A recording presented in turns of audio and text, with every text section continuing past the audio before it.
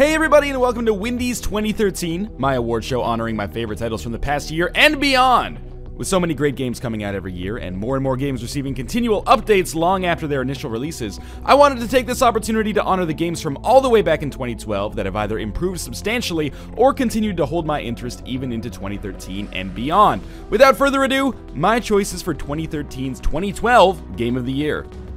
Number 3, XCOM Enemy Unknown. XCOM Enemy Unknown was already one of my favorite games of 2012, but it got a huge boost this fall with the release of Enemy Within, a substantial expansion that included new missions, equipment, and enemy types, along with the addition of gene mods and cybernetic enhancements to further improve your soldiers. All of this combined to inspire me to play through the game's substantial campaign yet again this year, and I enjoyed every second of it along the way.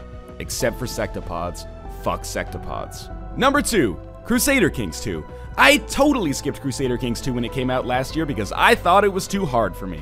Turns out I was totally right, but after pushing myself through learning the basics of its complex interface and mechanics, it didn't take long for me to become totally addicted. Mind you, I've still been known to make the odd mistake or two, but the endless variability and unpredictability of the game have kept me intrigued even when my errors ended up costing me a war, a county, or even an empire. Beyond that, Crusader Kings 2 has sparked my interest in the history of the Middle Ages and led to me using a lot of my free time to shore up my knowledge of medieval history. I love video games as much as the next person, but it's pretty rare for them to inspire me to actually become a more well-rounded individual.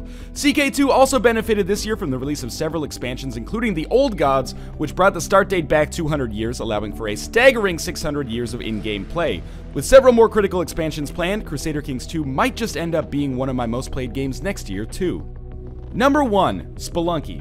On paper, the only thing the PC release of Spelunky seemed to have over its Xbox 360 counterpart was the addition of the daily challenge. However, once the game was released to a wider audience, something really special seemed to happen. All of a sudden, everybody was playing the game and talking about it, sharing their runs on YouTube and Twitch, and a huge community sprung up that made Spelunky a joy to play over and over again, in spite of the agony and occasional epiphany it brought me on the Xbox.